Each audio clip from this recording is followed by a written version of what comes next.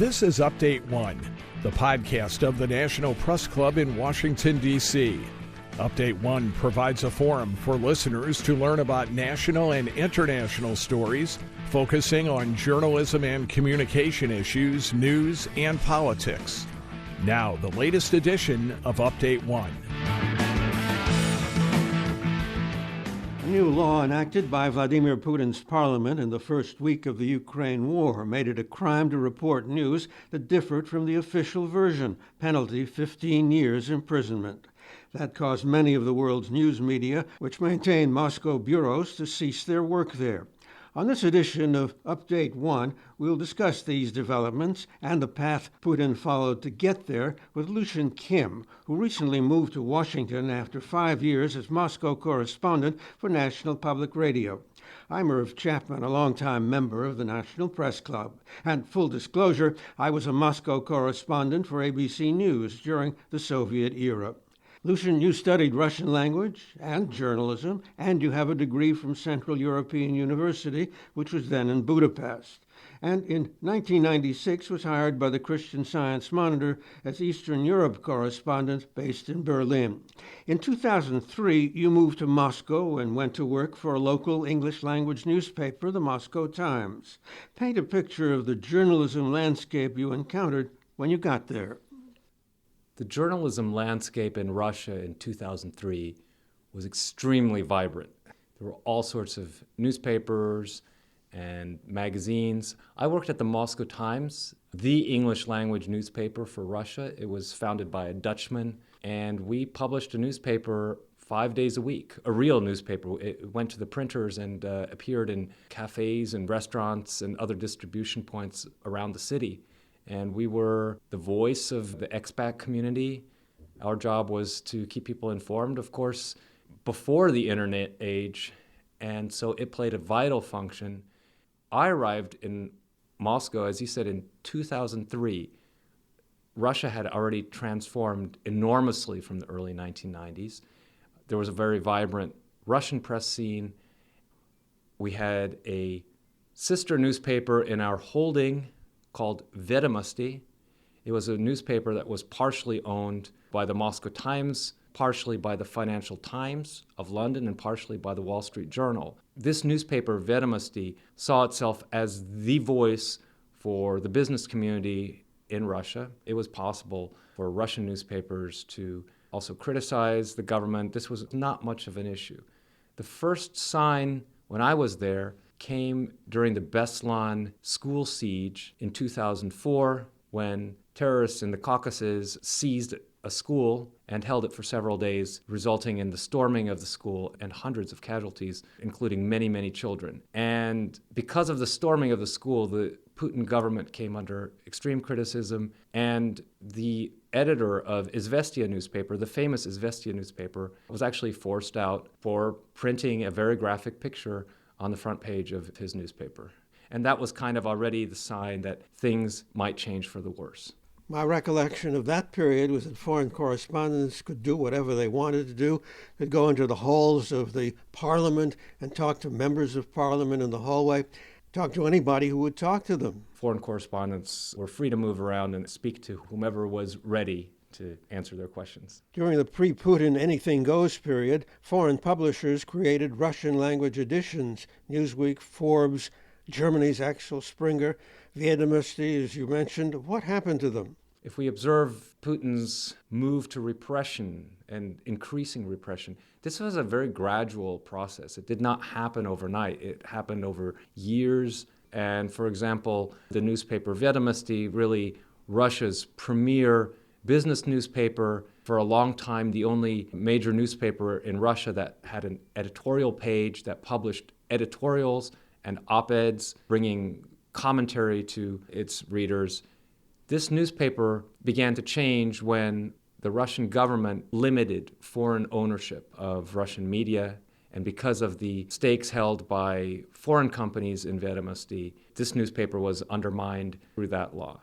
And this was repeated with numerous other newspapers and other media holdings. You subsequently spent 4 years covering government news and business news for Bloomberg, and you also kept tabs on the state-owned energy giant Gazprom, which subsequently helped Putin take control of the major television stations.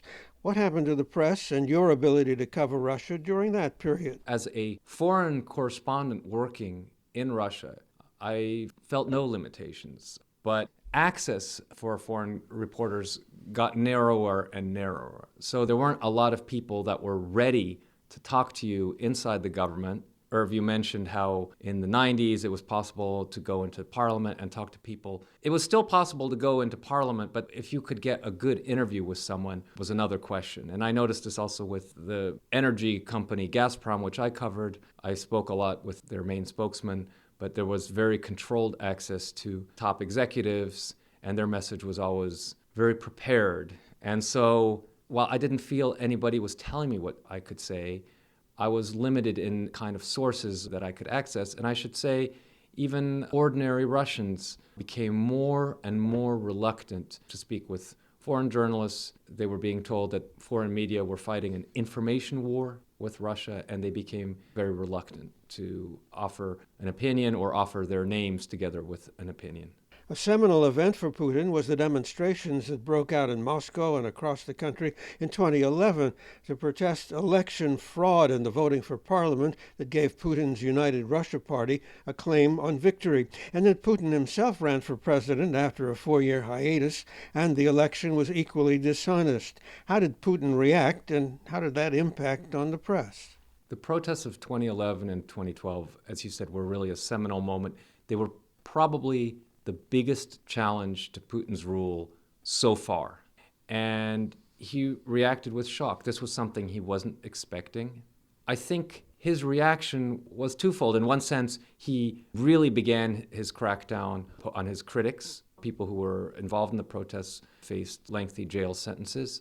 How it affected media in general, I would say, was Putin realized at that moment the potential and really the danger for his regime in the internet.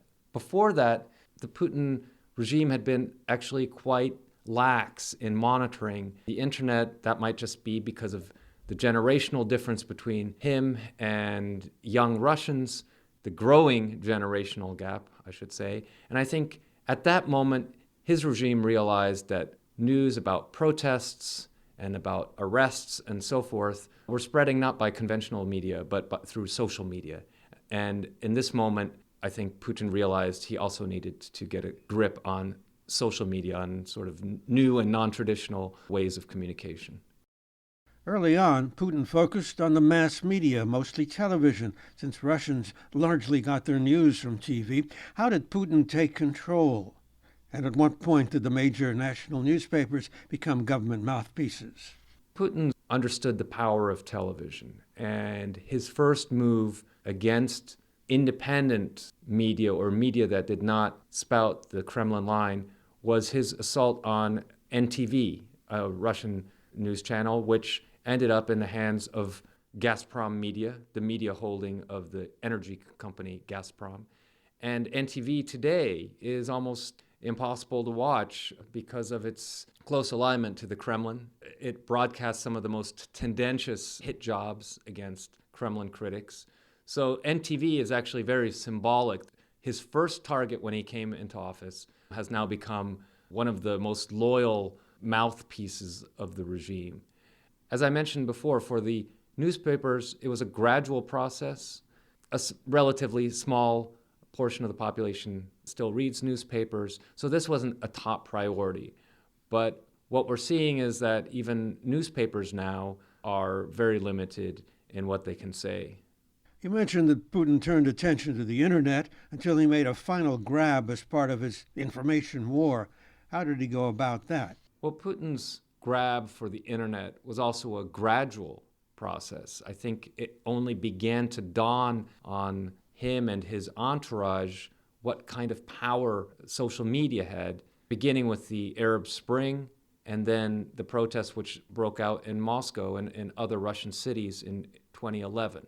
Putin began to think of the so-called sovereign internet. And this is something that his technicians began to work on very intensively. The idea that Russia could somehow shut itself off from the global internet while maintaining an internal internet. The way the Kremlin advertised this was that this was a defensive project in case enemies, primarily the United States, would shut off Russia from the internet.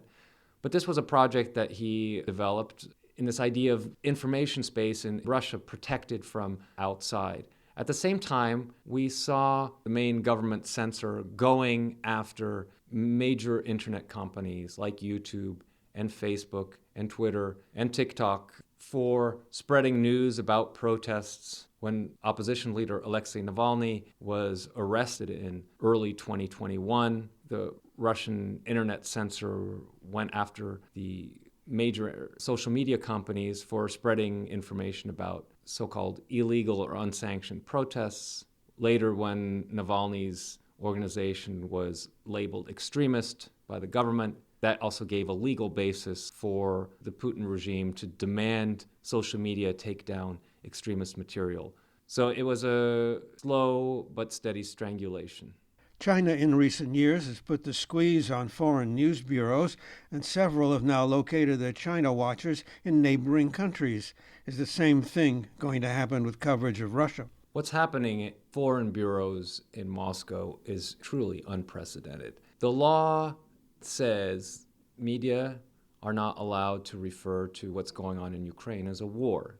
Instead, they should use the government's euphemistic term, special military operation.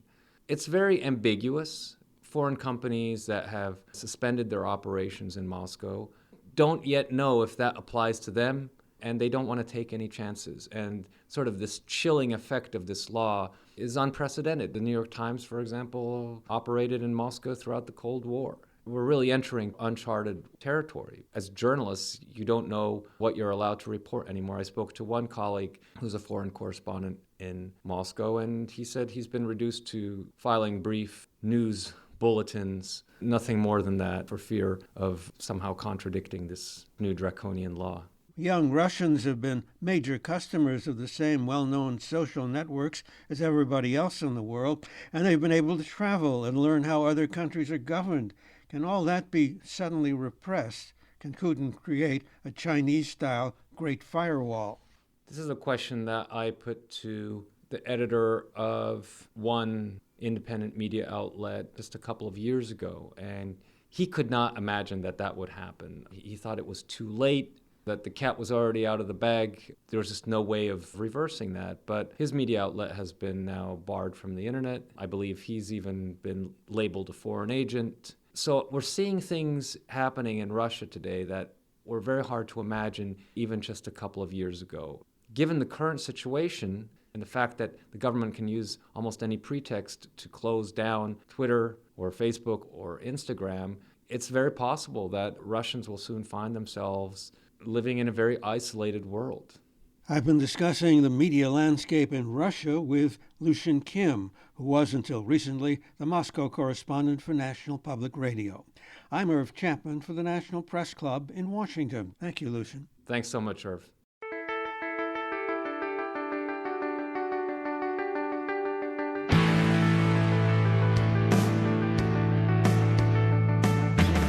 Update 1 is a production of the National Press Club's Broadcast Podcast Committee.